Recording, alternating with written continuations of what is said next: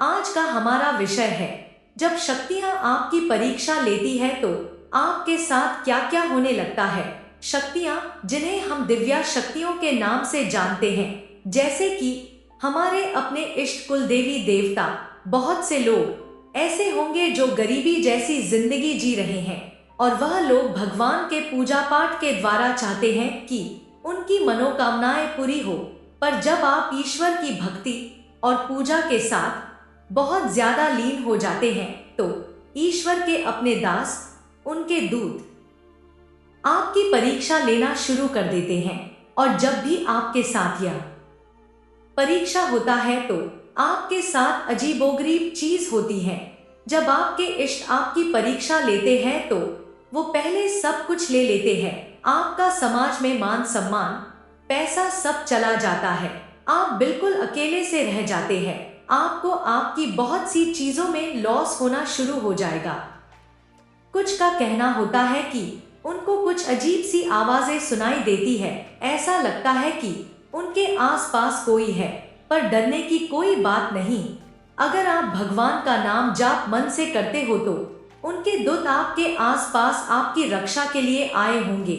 लेकिन जब आपकी घर में नुकसान होने लग जाए तो फिर यह गलत शक्ति होती है। अच्छी शक्तियां कभी भी आपको इस तरह का नुकसान नहीं पहुंचाती है जिसमें बहुत ज्यादा आपको नुकसान उठाना पड़ जाए। तो जब भी अच्छी शक्ति आपका परीक्षा लेती है तो सबसे पहले उसका असर आपके दिलो दिमाग में होता है। आपके सिर में वाइब्रेशंस होती है, सिर में दर्द हो सकता है, अजीबोगरीब आपको सपना आ सकते हैं।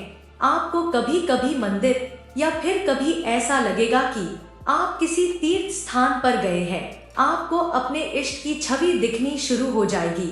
आपको दिए के रूप में देखने को मिलेंगे कि अपने जो दिया जलाया है उसकी लो ज्यादा ऊपर तक जाएगी। आपको अपने घर से बहुत अच्छी सी खुशबू आनी शुरू हो जाएगी।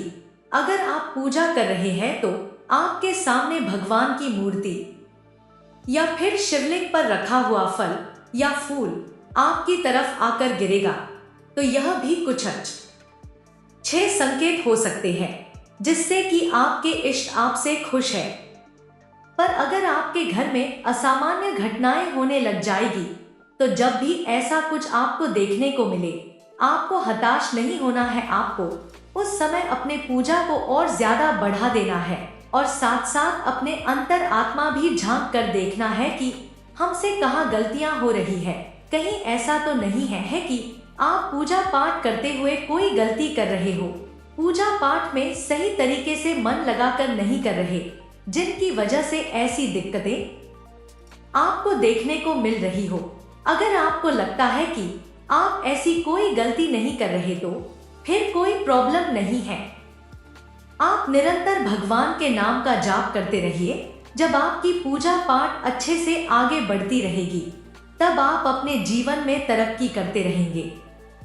इसमें कोई शक नहीं है कि जब आपकी परीक्षा शुरू होती है तो आपके साथ अजीबोगरीब घटनाएं होती है। जैसे आपका पूजा पाठ से मन उठने लग जाता है कि मैं तो भगवान की पूजा बहुत समय से कर रहा हूँ पर अभी तक कुछ हुआ नहीं।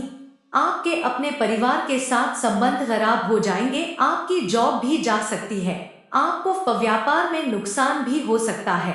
आपका परिवार में किसी के साथ लगाव अच्छा हो सकता है और किसी के साथ बुरा भी हो सकता है। इसका एक ही पहलू नहीं है कि आपके साथ सब अच्छा ही अच्छा हो, क्योंकि आपकी परीक्षा चल रही होती है।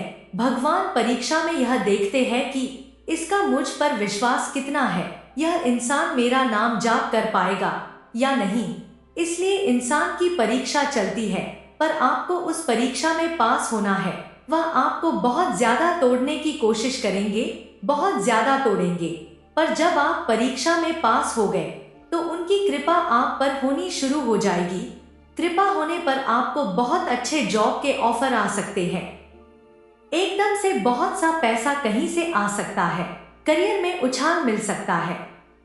कभी कभी जो लोग बहुत ज्यादा पूजा पाठ करते हैं, जो देवी देवता का ध्यान करते हैं, तो उनकी सवारी आने से पर उनका शरीर भारी हो जाता है।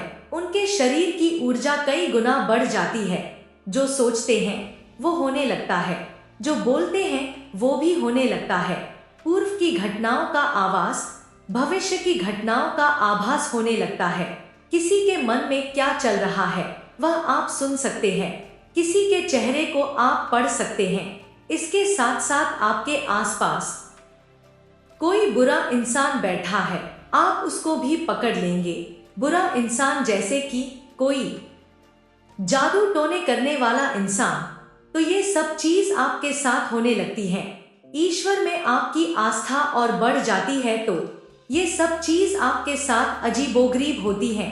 तो आप सब ईश्वर का ध्यान करिए, संकल्प लीजिए आप सभी लोगों का कल्याण हो। तो दोस्तों, अगर आपको हमारी वीडियो अच्छी लगी है तो कृपया लाइक और कमेंट कर दिया कीजिए और चैनल को सब्सक्राइब करना मत भूलिए। हमेशा खुश रहो, भगवान आप पर कृपा बनाए रखे। जय महाकाल।